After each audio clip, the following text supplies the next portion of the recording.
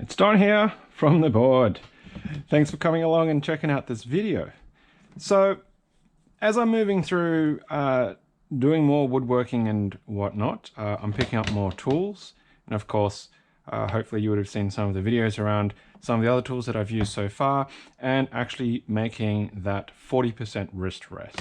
But I want to start getting into a little bit more around joining, jointery, joints and stuff like that. I don't even know what the correct terminology is for it, but things like doing dovetails.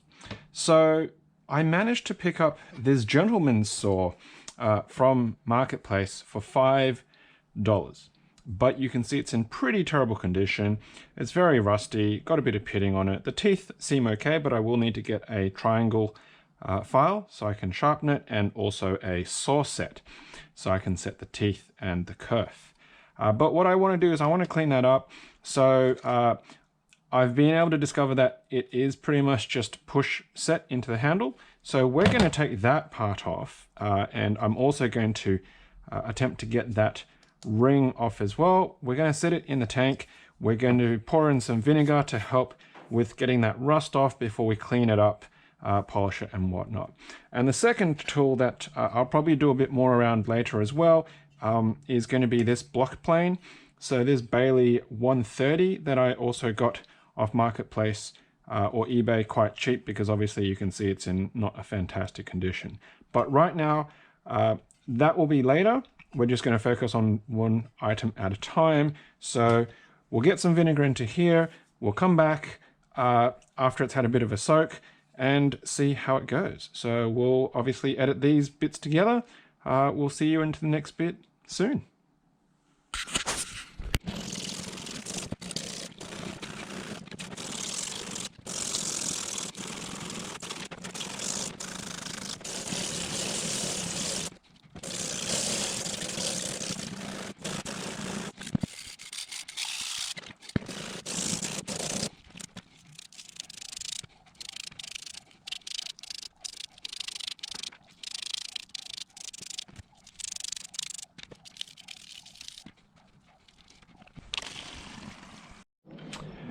All right, so you may have seen the little time lapse that went on, and that was just one portion of it. So I let it sit in vinegar for a couple of hours, and then I hit it with the wire brush to clean that up, but it didn't do a complete job of it.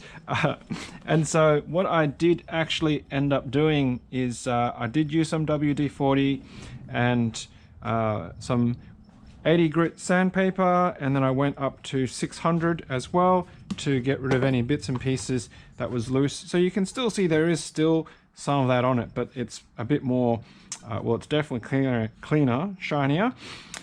So I was pretty happy with that. I didn't need it to be completely shiny, just all the scaly bits were off.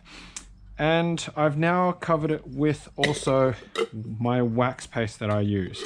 And that should help reduce it. I sanded back the handle, and then I've applied the fresh wax paste on it, so the colors come back quite nicely. It's got a darkened sign with a bit of, I suppose, that darker grain there. I cleaned up the actual collar here, but one of the things was putting this back in, it was actually quite loose.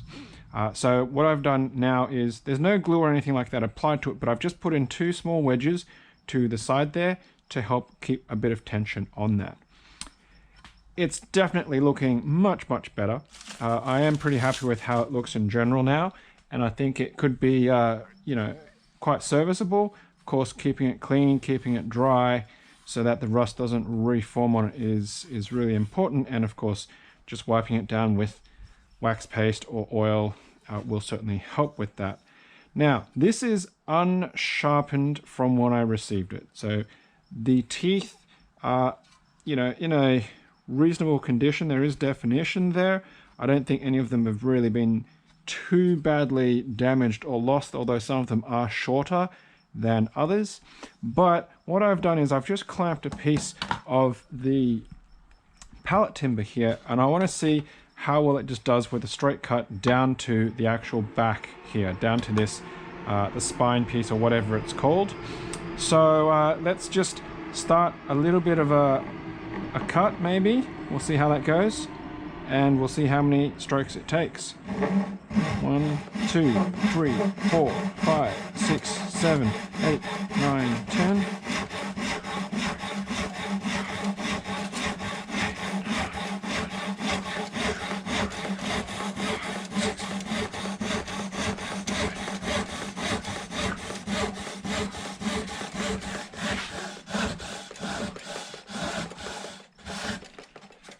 All right, so it got down there in 42 cuts. You know, it's actually cutting quite smoothly, to be honest with you. I am quite surprised at how well it is actually cutting, despite the fact that it doesn't feel super sharp and it hasn't been really treated very well over time. So it's definitely capable of doing a nice cut. And of course, you know, we'll just see how that looks once I get around to sharpening. So right now, I'm not sure if I've got a small file. Let me actually have a quick dig in one of my containers. I seem to have a recollection that I might have some in here. I've got tools all over the spots. Okay, so I've definitely got some small files. It's just a question of what's actually in here. Do I have a triangle file in here? So I can see a flat file. Aha, there is a small triangle file. So that will definitely do. I won't bore you with setting this up, clamping it, and then actually filing it. I do have a saw set that I actually won off eBay, also at a reasonable price, I felt. I got it for $25 with shipping, so we'll see when that gets in and if the pin will actually be small enough to set the teeth on this, because right now it doesn't feel like there's any curve or adjustment on this, so we'll need to set that up.